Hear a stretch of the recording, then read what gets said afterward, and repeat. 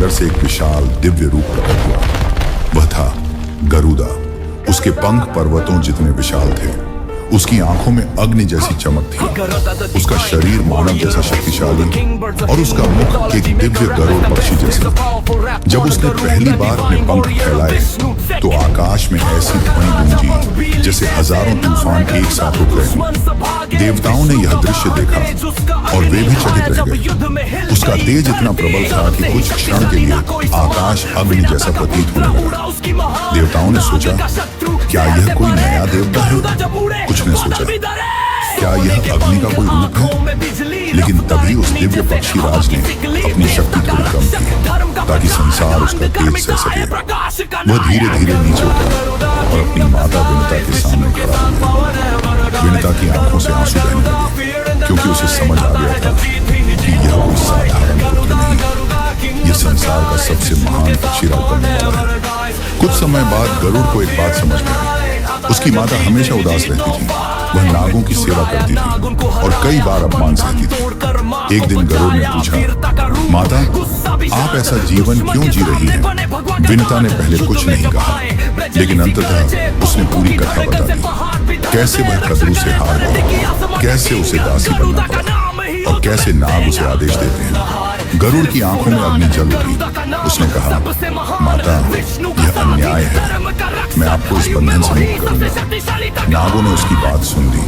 उन्होंने हंसते हुए कहा, ठीक है, यदि तुम सच में अपनी माता को मुक्त करना चाहते हो तो हमारे लिए अमृत लेकर आओ। गरुड़ ने पूछा, अमृत कहाँ है? नागों ने उत्तर दिया, देवताओं के पास। और उसी क्षण गरुड़ ने निर्णय ले लिया, वह अमृत लेकर आएगा, चाहे इसके लिए उसे स्वर्ग के देवताओं से ही क्यों न युद्ध करना पड़े। उसे केवल एक बात दिखाई दे रही थी, अपनी माता की मुक्ति, और यही संकल्प उसे आगे चलकर देवताओं का सबसे महान योद्धा बनाने वाला था। उस दिन आकाश शांत था, लेकिन उस शांति के भीतर एक ऐसा तूफान जन्म ले चुका था जो जल्द ही देवताओं के लोक तक पहुंचने वाला था। वह तूफान था गरुड़ का संकल्प। जब नागों ने उसके सामने शर्त रखी कि यदि वह देवताओं से अमृत लेकर आए तभी उसकी माता विनाता को दास्ता से मुक्ति मिलेगी, तब एक क्षण के लिए भी गरुड़ ने संदेह नहीं किया। उसने बिना झिझक कहा, मैं अमृत लेकर आऊंगा। नाग हंस पड़े क्योंकि वे जानते थे देवताओं के लोक से अमृत चुराना साधारण कार्य नहीं था। अमृत की रक्षा स्वयं देवता करते थे।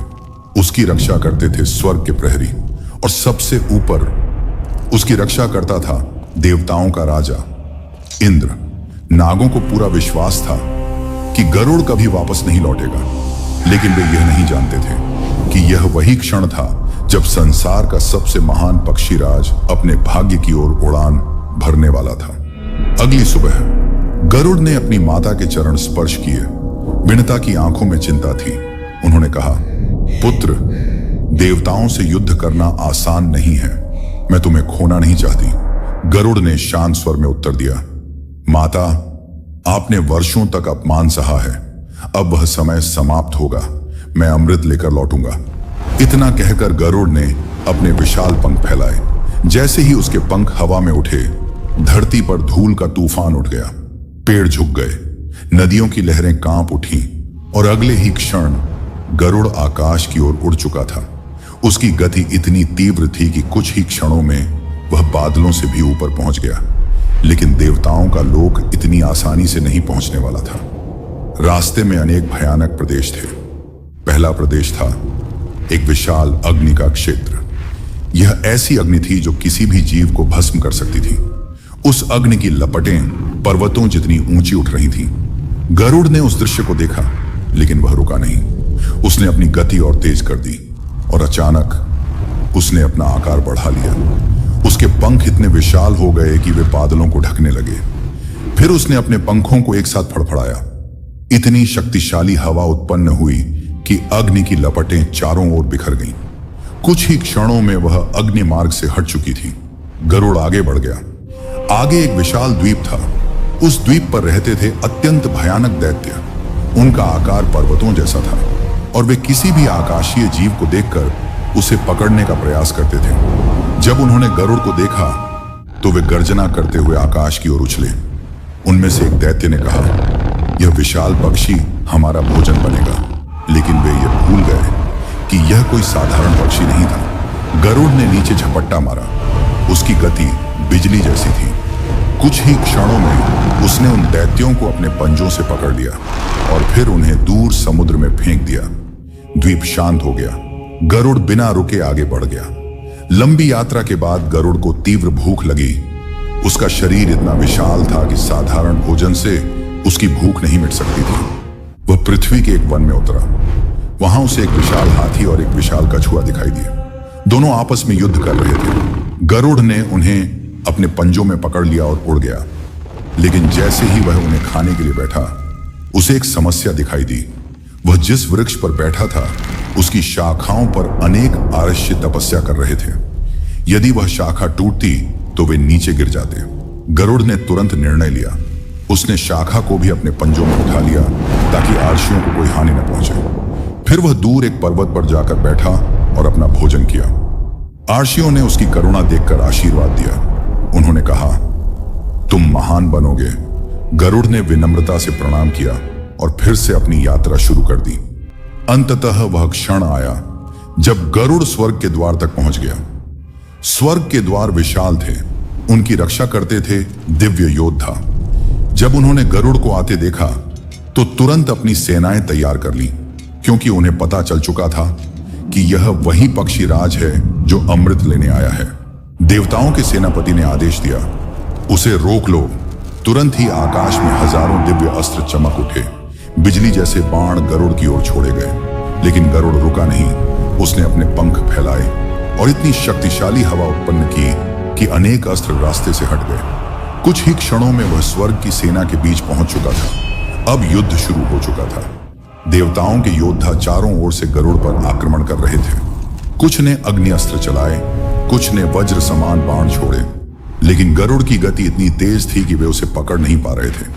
वह आकाश में बिजली की तरह घूम रहा था, कभी ऊपर, कभी नीचे, कभी अचानक झपट्टा मारता और फिर गायब हो जाता। उसके पंखों की शक्ति से देवताओं की पंक्तियां टूटने लगीं। स्वर्ग के द्वार कांप उठे। देवताओं को समझ आ गया कि यह कोई साधारण योद्धा नहीं। युद्ध की सूचना देवताओं के राजा तक पहुंच चुकी थी। तुरंत ही आकाश में गर्जना हुई और वहां प्रकट हुए इंद्र। उनके हाथ में था दिव्य अस्त्र वज्र। उन्होंने गरुड़ को देखा और कहा, पक्षीराज, तुम स्वर्ग में क्यों आए हो? गरुड़ ने बिना भय के उत्तर दिया, मैं अमृत लेने आया हूं। इंद्र ने कहा, यह संभव नहीं। और अगले ही क्षण उन्होंने अपना वज्र उठाया। आकाश में बिजली चमकी। वज्र सीधा गरुड़ की ओर बढ़ा। देवताओं को लगा अब गरुड़ समाप्त हो जाएगा। लेकिन जब वज्र गरुड़ से टकराया तो कुछ अद्भुत हुआ। गरुड़ घायल नहीं हुआ। उसने केवल सम्मान दिखाने के लिए अपने एक पंख का छोटा सा भाग गिरा दिया। इंद्र चकित रह गए। उन्होंने समझ लिया कि यह पक्षी राज असाधारण है। युद्ध के बाद गरुड़ स्वर्ग के भीतर प्रवेश कर गया। अब उसके सामने अंतिम लक्ष्य था, अमृत का कलश। लेकिन अमृत की रक्षा अत्यंत भयानक शक्तियां कर रही थी। उसके चारों ओर अग्नि की दीवार थी और उसके ऊपर घूम रहे थे तेज धार वाले दिव्य चक्र। लेकिन गरुड़ ने हार नहीं मानी। उसने अपने शरीर को छोटा किया और बिजली जैसी गति से उन चक्रों के बीच से निकल गया। फिर उसने अग्नि को पार किया और अंततः उसने अमृत का कलश अपने पंजों में पकड़ लिया। उसका लक्ष्य पूरा हो चुका था। लेकिन अब भी उसकी यात्रा समाप्त नहीं हुई थी, क्योंकि इसी मार्ग पर उसकी मुलाकात होने वाली थी एक ऐसे देवता से जो उसके जीवन का मार्ग हमेशा के लिए बदल देंगे। वह देवता थे विष्णु। स्वर्ग के द्वारों के पार आकाश में एक महान दृश्य दिखाई दे रहा था। विशाल पंख फैलाए दिव्य वेग से उड़ता हुआ एक पक्षीराज आगे बढ़ रहा था। उसके पंजों में था अमृत का कलश। वह था गरुड़। उसकी आंखों में एक ही लक्ष्य था, अपनी माता विनाता को नागों की दास्ता से मुक्त कराना। उसने देवताओं की सेनाओं का सामना किया था। उसने स्वर्ग के द्वार पार किए थे। उसने अग्नि और चक्रों की रक्षा को पार किया था और अब वह अमृत लेकर वापस लौट रहा था। लेकिन इस यात्रा का सबसे महत्वपूर्ण क्षण अभी आना बाकी था। जब गरुड़ स्वर्ग से पृथ्वी की ओर उड़ रहा था, अचानक आकाश में एक अद्भुत प्रकाश फैल गया। वह कोई साधारण प्रकाश नहीं था। उस प्रकाश में एक शांत दिव्यता थी, एक स्थिर शक्ति। गरुड़ ने अपने पंख धीरे धीरे रोक दिए। आकाश के मध्य एक दिव्य पुरुष प्रकट हुए। उनके 4 भुजाएं थीं। उनके हाथों में शंख, चक्र, गदा और पद्म थे। उनके मुख पर शांत मुस्कान थी। वह थे भगवान विष्णु। गरुड़ ने तुरंत समझ लिया कि यह कोई साधारण देवता नहीं, यह वही है जो संसार के पालन करता है, जो धर्म की रक्षा करते हैं, जो समय समय पर अवतार लेकर संसार में संतुलन बनाए रखते हैं। गरुड़ तुरंत झुक गया। उसने विनम्र स्वर में कहा, प्रणाम प्रभु। विष्णु ने गरुड़ को ध्यान से देखा। उनकी दृष्टि में प्रसन्नता थी। उन्होंने कहा, गरुड़, तुमने देवताओं की सेना को पार किया, तुमने स्वर्ग के द्वारों को भेद दिया और तुमने अमृत प्राप्त कर लिया। यह कार्य अत्यंत कठिन था। गरुड़ ने शांत स्वर में उत्तर दिया, प्रभु, मैंने यह अपने लिए नहीं किया, मैं अपनी माता को दास्ता से मुक्त कराने के लिए यह कर रहा हूं। विष्णु मुस्कुराए, क्योंकि उन्होंने गरुड़ के भीतर एक महान गुण देखा था। वह गुण था भक्ति और कर्तव्य। विष्णु ने कहा, गरुड़, मैं तुम्हारे साहस और निष्ठा से प्रसन्न हूं, मुझसे वर मांगो। गरुड़ कुछ क्षण मौन रहा, फिर उसने कहा, प्रभु, मैं अमर होना चाहता हूं, लेकिन मैं अमृत पीकर अमर नहीं होना चाहता। आकाश कुछ क्षण शांत हो गया। यह एक अद्भुत इच्छा थी। कोई भी प्राणी अमृत के बिना अमर नहीं हो सकता था, लेकिन विष्णु प्रसन्न हो उठे। उन्होंने कहा, तथास्तु, तुम बिना अमृत पिए भी अमर रहोगे। गरुड़ ने फिर कहा, प्रभु, मैं एक और वर चाहता हूं। विष्णु ने कहा, मांगो। गरुड़ बोला, मैं चाहता हूं कि मैं हमेशा आपसे ऊंचा स्थान प्राप्त कर सकूं। यह सुनकर देवताओं को आश्चर्य हुआ, लेकिन विष्णु हंस पड़े। उन्होंने कहा, तुम्हारी यह इच्छा भी पूरी होगी। तुम मेरे ध्वज पर विराजमान रहोगे और संसार तुम्हें सम्मान देगा। अब गरुड़ ने भी एक प्रस्ताव रखा। उसने कहा, प्रभु, आपने मुझे इतना बड़ा वरदान दिया है, अब मैं भी आपको एक वर देना चाहता हूं। विष्णु मुस्कुराए। उन्होंने पूछा, तुम मुझे क्या दे सकते हो? गरुड़ ने उत्तर दिया, मैं आपकी सेवा करना चाहता हूं। यदि आप अनुमति दें तो मैं आपका वाहन बनना चाहता हूं। आकाश में एक क्षण के लिए मौन छा गया। फिर विष्णु ने गंभीर स्वर में कहा, गरुड़, आज से तुम मेरे वाहन हो। जब भी मैं संसार में जाऊंगा, तुम मुझे लेकर जाओगे। और उसी क्षण से गरुड़ केवल पक्षी राज नहीं रहे, वे बन गए भगवान विष्णु के दिव्य वाहन। उस दिन के बाद गरुड़ का स्थान देवताओं के बीच अत्यंत महान हो गया।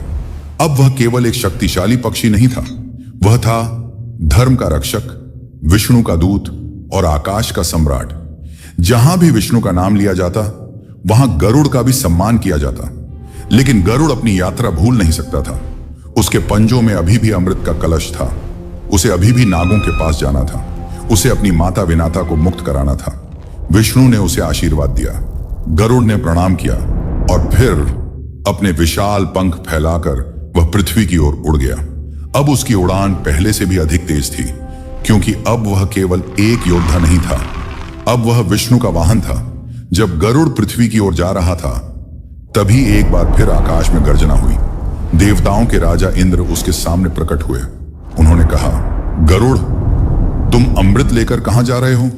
गरुड़ ने उत्तर दिया, मैं इसे नागों को देने जा रहा हूं। इंद्र ने कहा, यदि नागों ने अमृत पी लिया तो संसार के लिए खतरा बन जाएगा। गरुड़ कुछ क्षण सोच में पड़ गया। फिर उसने कहा, मैं अमृत को उनके सामने रख दूंगा, लेकिन उन्हें पीने नहीं दूंगा। इंद्र ने पूछा, कैसे? गरुड़ ने कहा, मैं उन्हें पहले स्नान करने के लिए कहूंगा। जब वे स्नान करने जाएंगे, तब आप अमृत वापस ले जाना। इंद्र मुस्कुराए। उन्होंने कहा, यह योजना उचित है। कुछ समय बाद गरुड़ नागों के पास पहुंचा। नाग उसे देखकर चकित रह गए। उन्हें विश्वास नहीं था कि वह सच में अमृत लेकर लौट आएगा। गरुड़ ने अमृत का कलश भूमि पर रखा और कहा, मैं अपनी प्रतिज्ञा पूरी कर चुका हूं, अब मेरी माता को मुक्त करो। नागों ने तुरंत सहमति दी। विनाता को दास्ता से मुक्त कर दिया गया। गरुड़ ने कहा, अमृत पीने से पहले तुम सब पवित्र स्नान कर लो। नाग तुरंत स्नान करने चले गए और उसी समय आकाश से इंद्र उतर आए। उन्होंने अमृत का कलश उठा लिया। जब नाग वापस आए तो अमृत वहां नहीं था। उन्होंने केवल उस स्थान को चाटा जहां अमृत रखा गया था। इसी कारण कहा जाता है कि नागों की जीभ दो भागों में विभाजित हो गई। अब सब समाप्त हो चुका था। विनता मुक्त हो चुकी थी। गरुड़ ने अपने पंख फैलाए और अपनी माता के सामने झुक गया। विनता की आंखों में गर्व था, क्योंकि उसका पुत्र अब केवल उसका पुत्र नहीं था, वह संसार का महान पक्षी राज बन चुका था और अब वह स्वयं विष्णु का वाहन था।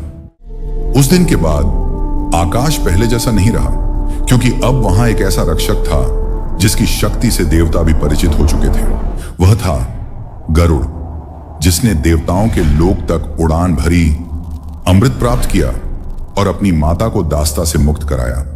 लेकिन गरुड़ की कथा यहीं समाप्त नहीं होती। वास्तव में यहीं से उसकी असली भूमिका शुरू होती है। नागों ने भले ही विनता को मुक्त कर दिया था, लेकिन उनके हृदय में गरुड़ के लिए क्रोध समाप्त नहीं हुआ। उन्हें अपमान महसूस हुआ, क्योंकि एक पक्षी राज ने उनकी पूरी जाति को चुनौती दे दी थी। और उसी दिन से नागों और गरुड़ के बीच एक शाश्वत शत्रुता शुरू हो गई। जब भी आकाश में गरुड़ उड़ता, नाग भय से कांप उठते, क्योंकि वे जानते थे कि गरुड़ केवल शक्तिशाली नहीं है, वह उनके लिए प्राकृतिक शत्रु है। इसी कारण पुराणों में कहा गया है कि जहां गरुड़ का नाम लिया जाता है, वहां नागों का विष भी प्रभावहीन हो जाता है। समय बीतता गया, देवताओं के बीच गरुड़ का सम्मान और बढ़ता गया। अब वह केवल एक महान योद्धा नहीं था, वह बन चुका था भगवान विष्णु का वाहन। जब भी विष्णु संसार में प्रकट होते, तो उनके साथ आकाश में गरुड़ का विशाल स्वरूप दिखाई देता। उसके पंखों की गति बादलों को चीर देती, उसकी गर्जना आकाश में गूंज उठती और उसकी उपस्थिति ही असुरों के लिए चेतावनी बन जाती। कई बार जब देवता संकट में पड़ते, तो वे विष्णु को स्मरण करते और फिर आकाश में एक दिव्य दृश्य दिखाई देता। विष्णु गरुड़ पर आरूढ़ होकर संसार की ओर आते। युगों के दौरान गरुड़ ने अनेक युद्धों में धर्म की सहायता की। जब भी असुरों ने देवताओं को चुनौती दी, जब भी अधर्म बढ़ा, गरुड़ वहां उपस्थित रहा। उसके पंखों की शक्ति आंधी जैसी थी, उसके पंजों की पकड़ पर्वत जैसी थी और उसकी दृष्टि आकाश से भी व्यापक थी। कहा जाता है कि असुरों की कई सेनाएं केवल गरुड़ को देखकर ही पीछे हट जाती थीं, क्योंकि वे जानते थे यदि गरुड़ युद्ध में उतर गया तो विजय लगभग असंभव है। समय के साथ गरुड़ केवल एक देव वाहन नहीं रहा, वह बन गया साहस का प्रतीक। भारत के अनेक मंदिरों में गरुड़ की मूर्तियां स्थापित की गईं। वह विष्णु के सामने विनम्रता से बैठे दिखाई देते हैं, लेकिन उस विनम्रता के भीतर एक महान शक्ति छिपी होती है। एक ऐसा योद्धा जिसने देवताओं को चुनौती दी, लेकिन धर्म के लिए। एक ऐसा पुत्र जिसने असंभव कार्य किया केवल अपनी माता की मुक्ति के लिए। सनातन परंपरा में गरुड़ का एक और महत्व है।